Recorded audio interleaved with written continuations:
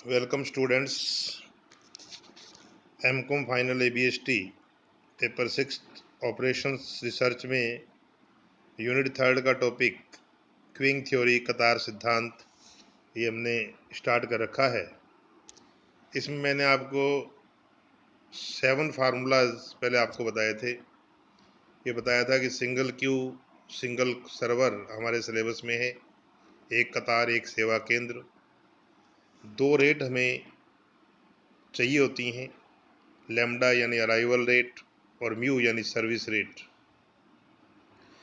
7 फार्मूले 7 सूत्र मैंने आपको बताए थे। पहले 2 थे यूटिलिटी रेशो और आइडल रेशो के, फिर 2 मैंने नंबर के फार्मूले बताए, एक्सपेक्टेड नंबर या एवरेज नंबर ऑफ कस्टमर्स या अराइवल्स इन द सिस्टम,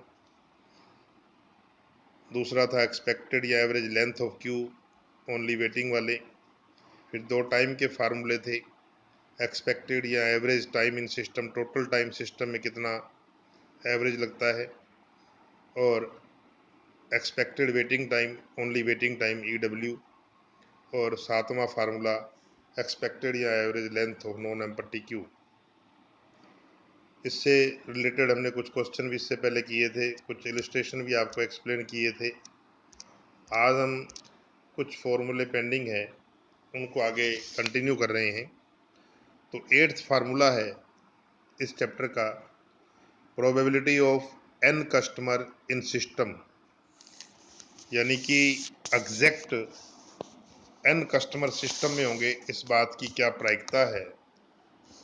तो probability n equal to 1 minus lambda upon mu into mu lambda upon mu की पावर n, यानी probability of n customer in system का जो formula है, probability n equal to idle ratio into utility ratio की power n, यानी 1 minus lambda upon mu फिर bracket में lambda upon mu की पावर n। नेक्स्ट जो फॉर्मूला है, प्रोबेबिलिटी ऑफ k और more than k customer in system, k या k से ज़्यादा, यानी कि जब ये बात करें कि 5 या 5 से ज़्यादा अराइवल या कस्टमर सिस्टम में हो, इस बात की क्या प्रोबेबिलिटी है।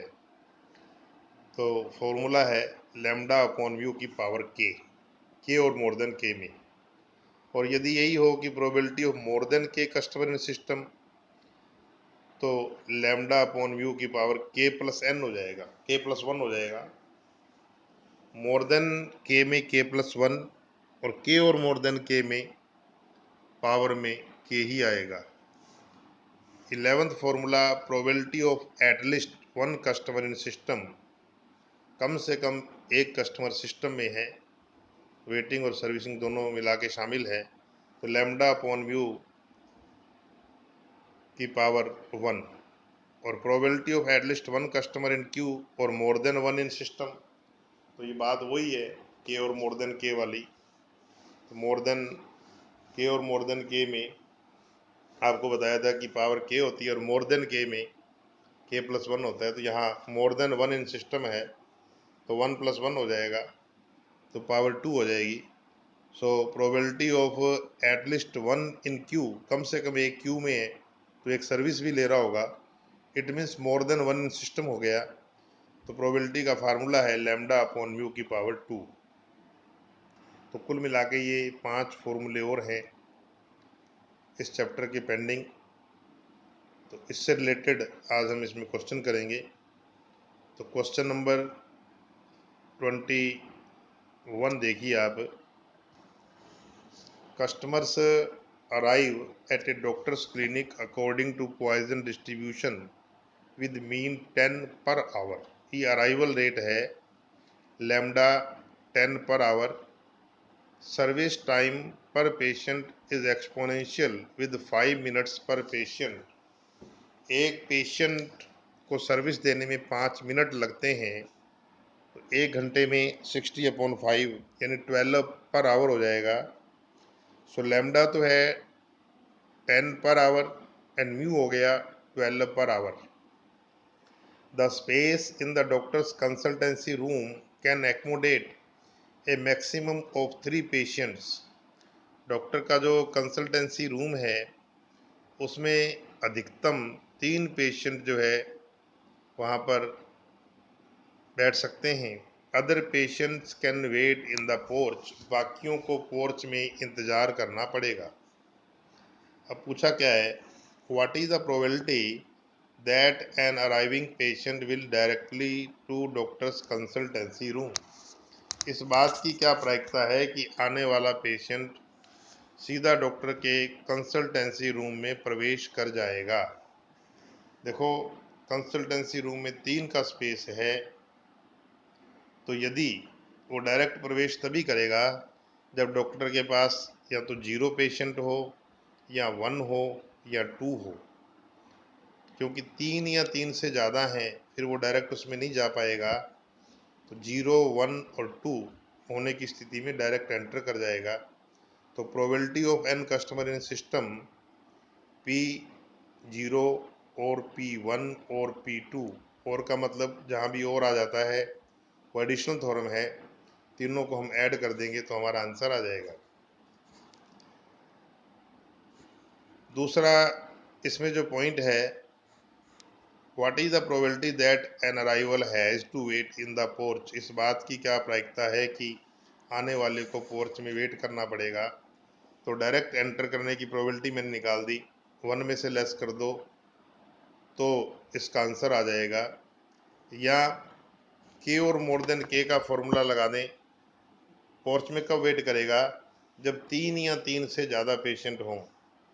3 हैं, क्योंकि 3 से ज़्यादा होते ही उनको पोर्च में वेट करना पड़ेगा, 3 या 3 से ज़्यादा होती। 3 है तो डॉक्टर के कंसल्टेंसी रूम में 3 ही एकोमोडेट कर सकते हैं, 3 ही पेशेंट बैठ सकते हैं, तो भी आने वाले पेशेंट को पोर्च में वेट करना पड़ेगा। और 3 से ज़्यादा है तो भी बाहर बैठना ही पड़ेगा। तो इसमें फॉर्मूला नंबर 9 लग सकता है, प्रोबेबिलिटी ऑफ 3 और मोर देन 3 वाला, के और मोर देन के वाला। इसके बाद C point, find the average length of non empty queue, ये बताया था मैंने इससे पहले। 7th formula, how long will an arrival expected to wait before starting service. तो ये वेटिंग टाइम पूछा है, कितने देर तक आने वाले को इंतज़ार करना पड़ेगा, यानी EW पूछा है। तो देखिए, मैंने इसमें क्वेश्चन का सॉल्यूशन आप देख रहे हो, वैसे बता ही दिया।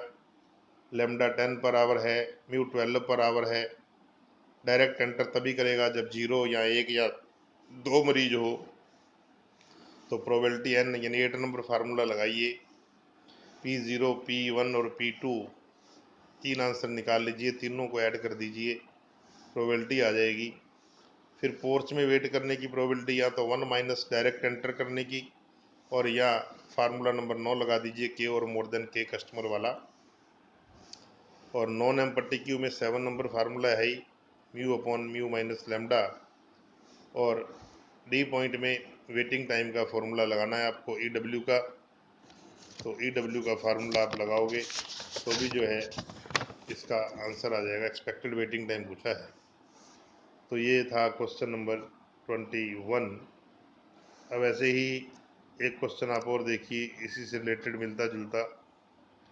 क्वेश्चन नंबर 25 है, a manager has to decide to hire one of the 2 repairman A and B। तो एक मैनेजर को ये डिसाइड करना है कि किस रिपेयरमैन को हायर किया जाए, A या B को। On an average 3 machines break down every hour, यानी कि औसत रूप से 3 मशीनें जो हैं प्रति घंटा खराब होती हैं। तो जो मशीनें खराब होती हैं वो मिस्त्री के पास आएंगी। इट मीन्स लैम्डा हो गया 3 पर hour. And break down of machines follow Poisson distribution.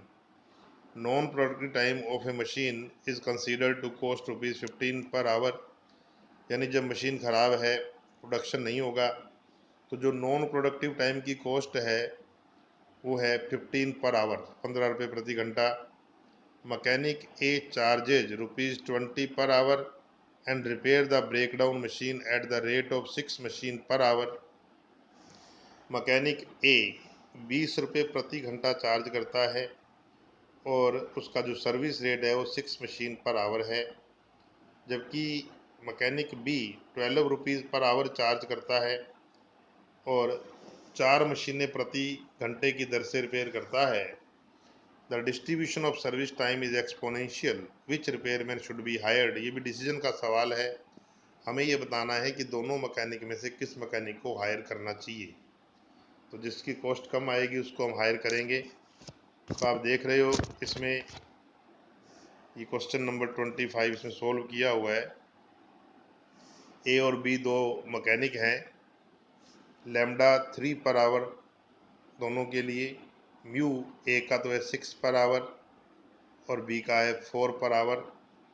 ए का जो चार्जेज है वो ₹20 पर आवर है, जबकि बी का ₹12 पर आवर है। सबसे पहले हम डिसीजन लेने के लिए ई एन निकालेंगे, एक्सपेक्टेड या average number of arrivals in the system, यानी कितनी मशीनें सिस्टम में रहती हैं। जो मशीन ठीक हो रही है या जो वेट कर रही है ठीक होने के लिए, उन मशीनों पर काम नहीं हो रहा है, तो एक्सपेक्टेड नंबर के बेस पे डिसीजन लिया जाएगा। ई एन का फार्मूला है lambda upon mu minus lambda. तो ए मैकेनिक के अकॉर्डिंगली एवरेज सिस्टम में एक मशीन रहेगी और बी मैकेनिक के अकॉर्डिंगली 3 मशीनें सिस्टम में रहेंगी। अब आप कॉस्ट निकाल लीजिए दोनों मैकेनिक की कंपैरेटिवली।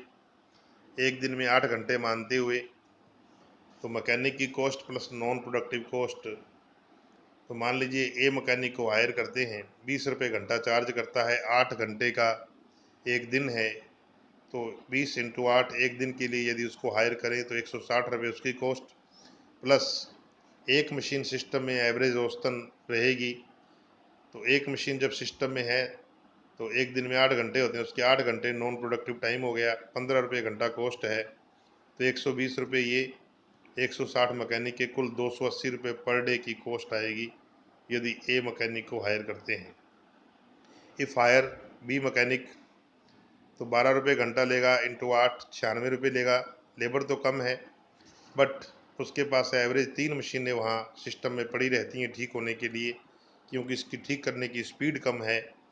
तो 3 इंटू 8 24 घंटे नॉन प्रोडक्टिव टाइम हो गया, ₹15 घंटा कॉस्ट है, 360 ये, कुल 456 कॉस्ट हो गई।